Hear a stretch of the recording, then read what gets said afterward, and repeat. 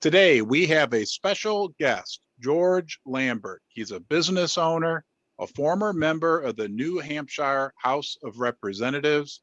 He's been investing in silver and gold for decades. He's going to share with us his outlook, what's going on right now in the silver market, his unique perspective. But we're also going to talk about a potential new technology product that might help you get more value when you buy silver and gold. George, welcome to Ron's Basement. Thank you for having me. I've been sort of visiting the basement virtually for years now. And it's very, very exciting to be here and talk about one of my favorite topics, silver. Yeah, so you've been investing in silver for a number of years. What do you make of the recent action in the silver price? Any thoughts on that, George? Well, in 2011, I started buying silver at $21. And everyone was like, you're crazy, and when it hit 45, I'm like, I'm kind of that kind of guy where I'm a poker player, right? And so when you have the chance, you take half of it off the table.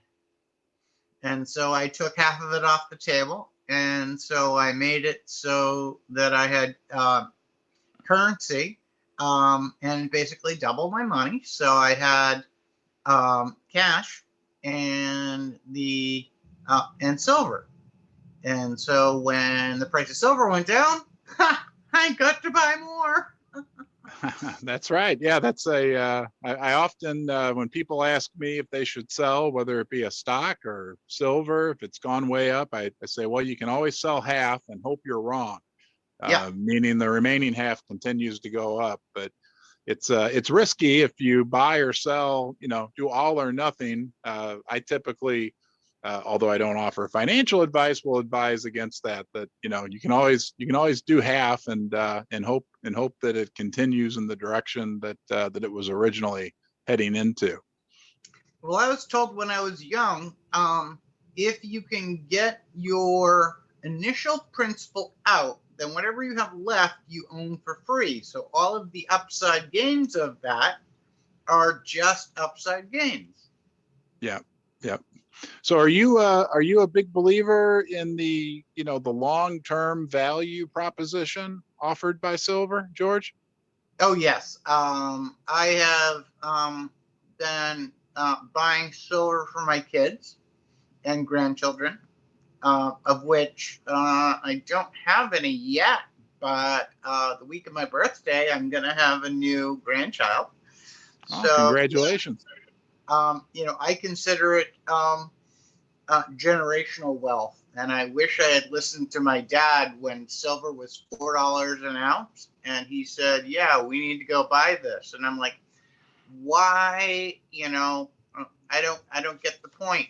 And he's like, "No, it's gonna go up over the long term. It's gonna go up," and I'm like, didn't believe him. And if I had, I would have so much more value, and been collecting more and more every week ever since. Yeah. I mean, with all the crisis we seem to be experiencing lately, the recent banking crisis, the health crisis that went on just a few years back, the great financial crisis in 2008, do you feel like the inflation crisis that we're kind of living through right now, do you have any thoughts on kind of the big picture, even geopolitically, what's going on in the world with the BRICS countries splitting off? When you look at everything going on and you kind of look at the forest through the trees, do you see silver and gold being a wise move for people at this point? Yes, very much. Because, BRICS, is a real challenge to the hegemony of the US dollar, of course. The thing that has kept the US dollar up in value is not something that most people consider. After World War II, we made a deal with a whole bunch of countries that said we will be the policemen of the world. In exchange for our currency is the default exchange currency. And we will protect ships on the ocean from being attacked by each other. We will keep the peace. A lot of people don't understand that, right? And so we got this tremendous benefit, and they got this tremendous benefit, and all is well. Well, a lot of people, because there's been a lot of peace-ish lately and very few really aggressive countries, we don't need that as much anymore. And the United States is backing off from doing a lot of that. We have less ships. We're going to a lot more carriers and things like that. So people don't need to rely on us to be the only currency. That's number one. Number two, you see, Russia's currency is declining. You see China's currency declining, and they're trying to put together the new standard for money. It's a little scary because you have countries that are going out of business because they don't have the ability to go and buy things. The only true currency in the world, I'm sorry to say, is oil. Okay. Preservation of wealth comes from gold and silver, but value comes from a disposable consumable that everyone needs, and that's energy. And so, basically it is, it's black diamonds. Yeah, I think I agree with you. And I think, including myself, up until maybe the last year or so, I didn't realize that oil is the lifeblood of the world economy. There's no way around it. It's in almost everything we touch. I mean, people think of oil as gasoline, but it's much bigger than that. Petroleum and the distillates and the other hundreds of products that come from it are basically, it truly is the lifeblood of the world economy. And the U.S. has enjoyed decades now, I guess since the mid 70s in particular, of the vast majority of the world's oil being traded in US dollars through the petrodollar. And we're seeing a real threat to that just in the last couple of years, in particular, actions being taken by Saudi Arabia and China and Russia. And we are in a state of massive change, and the petrodollar does have a big impact on the U.S. economy, on inflation, and I think at the end of the day, on the price or the relative value of silver and gold as well. Yeah, I think you're right. Do you remember? Are you old enough to remember that we used to be friends with Iran? Sure. Yep.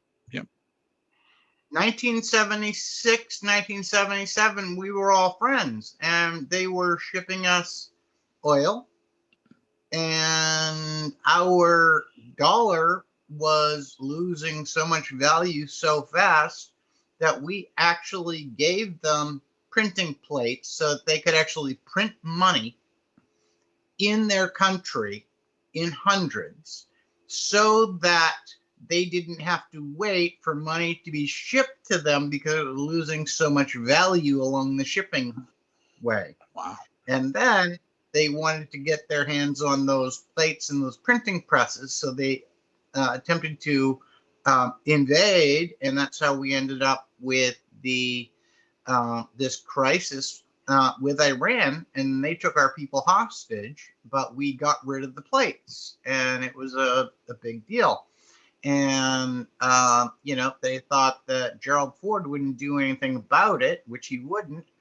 But once they knew Reagan was going to do something about it, he gets halfway through his inauguration. All of a sudden, they free all the prisoners. It's like, oh, once you have somebody who you know is going to stand up to you and, Yeah. fix this problem, the world dynamics changes. Yeah. Yeah. Very interesting. George, you have an idea for a technology related product that might assist people who are looking to buy silver. And I was thinking maybe if, to the extent that you want to, briefly talk about it, maybe we could even get some feedback from our audience regarding kind of this concept that you're developing. I would love to get some feedback from your audience. Basically, if you go from silver shop to silver shop, they have variable exchange rates on premiums, right? It's what's the buy price, what's the sell price, how do they calculate the spot price today? Is it this morning? Is it this afternoon? Is it the low price? Is it the high price, etc.? There are all these variables. And then who has what? Now, when I'm in the store, okay, I could take out my phone and say, this place is out right now, and let everyone else know. If you're shopping, this, you don't need to go here, but this place has availability today. Then I can do that regionally. So I can say, within 10 miles, 20 miles, 30 miles of my house, who has things, who's got the best premium, who's got the items that I want. Okay. And then the community can share information amongst each other as towards the best value. As the number of people who want to go buy silver increases, if you have a shortage, I don't know about you, but I've been into a silver shop where I couldn't buy what I wanted. Sure. And it's like, oh, and what's the price of a generic round? And the price of a generic round could be different, $3 between two shops within a mile of each other, right? How do you know without calling them? And then how long is the price you get good for? And so I wanted to go and make it so that we as a community could make it have an app on our phones, Android, Apple, your desktop, the web, and be able to say, oh, I'm looking for X. Where do I find it? Okay, who should I call first? Check on availability, etc. Okay. And I want to get some feedback from people and saying, is that something that you would find useful, handy, and be willing to share? And would you be willing to, if you were there at the shop, contribute a little bit of information back to the community to create a community movement of best availability and best pricing, and basically make it easier for stackers to stack, and give a good education on the difference to people who are new to the stacking community. Yeah.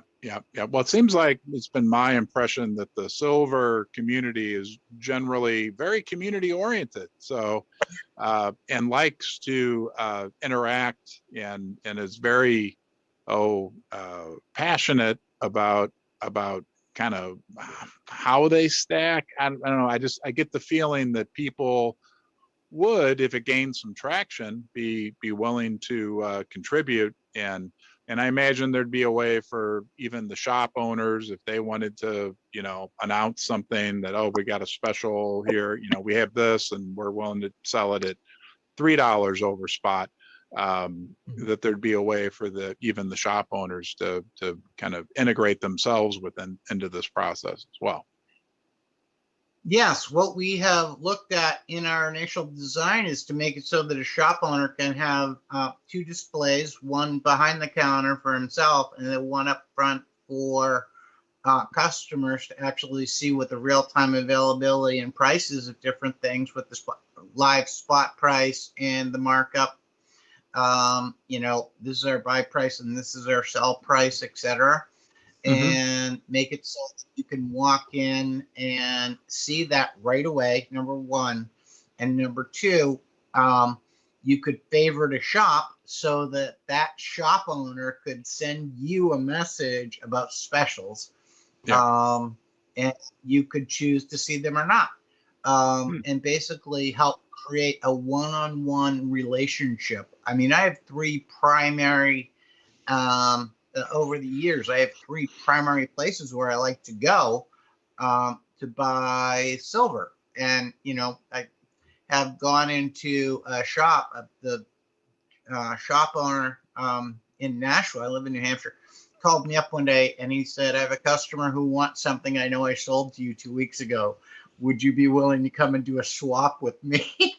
Huh. And I'm like, sure. And so I drive down and, I bring him, before there's a huge premium on them, I like brought him down 100 eagles. And, it's like, here you go, boom, put them on the table. Wow. And he's like, okay, 100 eagles, here you go. Here's a Royal Canadian Mint bar. And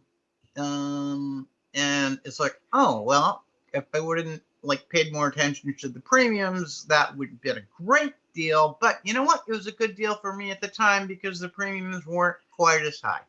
And he didn't charge me a huge premium to buy them.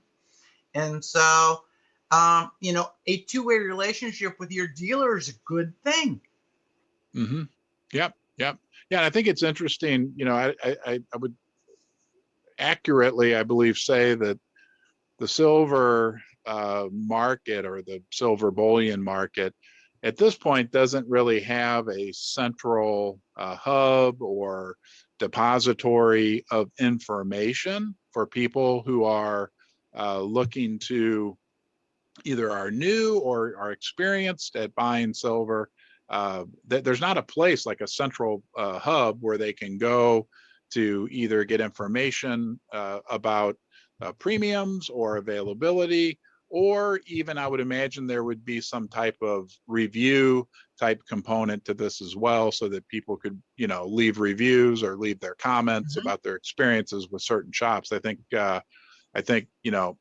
as far as I know, maybe there's some websites out there, but they're more advertising driven, if that makes sense, to push people toward certain websites so that there's an affiliate type commission structure. And I think it's an interesting thing. We'll be keenly interested in keeping up with you in terms of how it develops. And thank you for sharing it with us today. Well, as I said to you on the phone last night, as I've been exchanging the ideas with you, I think it is a community builder. I think it's a community builder, not just for you and I, not just for your website or podcast or anything like that. It's like the community that I was a part of with Bitcoin. I started taking Bitcoin for web hosting when they had a value of $1.75 a piece. Okay. And so I was getting paid $15 worth of Bitcoin when it was $1.75 a piece. Wow. Yeah. Imagine if I hadn't donated all of that to Liberty causes back in 2011, 2012. Yeah. Well, sounds great, George. We will look forward to talking to you and getting updates. And thank you for joining me here in the basement. And if you get a bunch of comments sent directly to you over the feedback or through email, would you be willing to summarize those with me and have a quick chat? And we'll talk about what we should and shouldn't do, and we'll take positive and negative feedback. And see if we can focus that down and bring a minimum viable product to market as quickly as possible. That sounds like a great idea. We'll of course want to get feedback from the audience, and I've been amazed over the year at how much I can learn from the people that comment and watch the video. So we'll do that, George, and we'll look forward to talking to you next time. Okay, thank you very much.